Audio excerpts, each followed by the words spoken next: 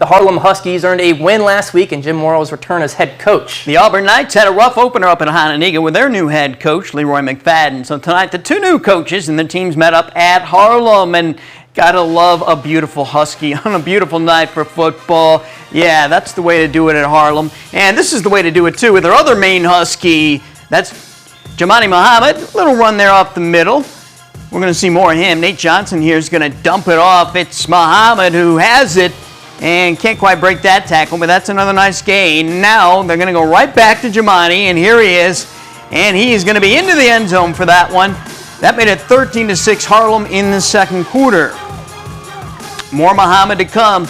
They go right back to him as he breaks it outside. Watch the extra effort here. It bounces off a tackle, bounces off another guy. Is he in or not? The officials finally ruled, yep, that's a touchdown. That was his third of the night. And then, folks, with 4 minutes to go in the third quarter, chaos broke out here at Husky Stadium.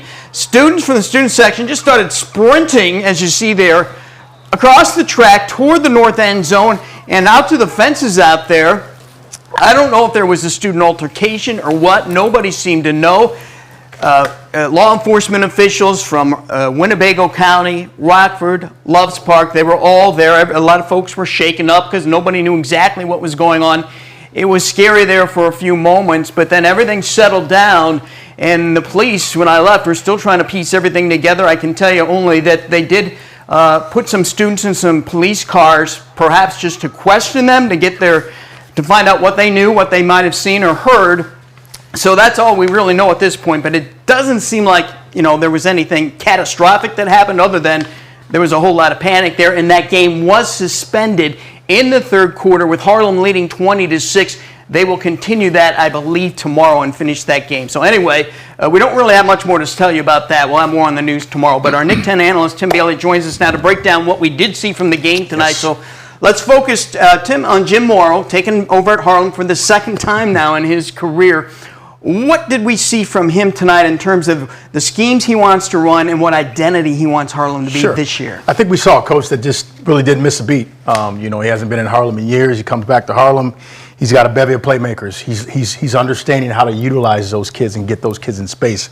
Remember, last year, Jamani Muhammad, we didn't really see him in the passing game a lot last year. But tonight, as we saw, Coach Moore really utilized Jamani out of the backfield a lot in that passing game. I like what he does. He spreads the field, but he feeds his playmaker. He feeds his playmaker, Muhammad, and I like what he's doing thus far. Jamani had all 3 Harlem touchdowns. He made some great second efforts. You worked with him all over the summer training or helping to train him. I'm sure you're very proud of what you saw tonight. Absolutely. Yeah, he played a stellar game. What can you say about the young man? He's committed. He prepared properly, and he comes out tonight. 3 touchdowns. Right before the game was called, and really just ran hard, making people miss. That's his bread and butter of his game. He's really able to make the first man miss, and he actually displayed that tonight. I'm definitely proud of his actual progress over the actual summer. My big question coming into the season is, okay, what does Harlem have to go with Muhammad to maybe take some of the pressure off of him? Did you see anything tonight in their offense that might indicate that? Scott, what I saw tonight, I didn't really see the Broom kid, as we saw last week in week 1. They fed him the ball a lot. I didn't really see him eat tonight a lot, so I'm concerned about that. Where was this kid at tonight? Jamani, I noticed in the game he was limping off the field a couple times when they went 3 and out. I'm concerned about is he injured? Is he not injured? Because if he's injured and he's got an injury, then Broom should have been the guy getting those carries tonight, not Jamani. You got to save your horse. Yeah, well, Broom has the speed and athleticism to really make a nice tandem there if they can get him going. But it was pretty clear as this game wore on that Jamani Muhammad was going to be a workhorse tonight, and that he was. Yeah, he was definitely a workhorse. And again, he's going to continue to be that workhorse for Harlem. He's been that workhorse for the last 3 to 4 years for Harlem. You don't go away from a kid like that, not a kid of his caliber.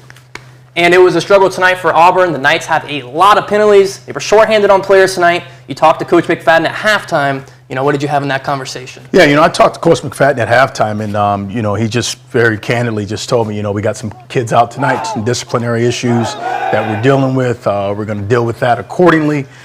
You know, he wasn't happy, you know, but he's doing exactly what he said he was going to do over there at Auburn, and that's institute discipline first. And you see tonight, he's not playing. He had 8 to 10 guys out tonight, and that's why Auburn struggled. All right. Well, he's got some cleaning up to do, maybe some purging, some discipline, Absolutely. as he likes to say, Yes. To square away first before they can focus on the X's and O's of football. I think he's going to do that. I think he's All going right, to do let's that. take a look at our over-under question this week. How many yards will Jamani Muhammad rush for this season? That would include the playoffs if Harlem makes the playoffs. So the over-under we have set at 1,250 yards. Muhammad rushed for 1,293 yards last year, and that was in 10 games because Harlem did make the playoffs. So what do you say, Tim? You're going to go over or under that 1,250 mark? I'm going to go over for my guy. I'm going to go over for him.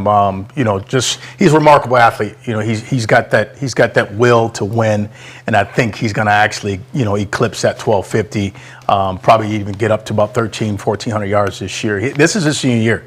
He's got nothing to lose. Drew, where are you going with? He's the definition of a playmaker. It's an easy over for me. That kid's special. Okay. I wasn't too sure tonight because I didn't know what they had to go with him. Right. But I loved his determination and the way he played tonight. He's So got it. I'm He's going got it. over too. So it's unanimous here. We're all going to take the over. We're going to take another quick break right now. When we come back, we fire up more Nick 10 action. Hononegah against Jefferson and Belvedere against Guilford. You're watching Overtime.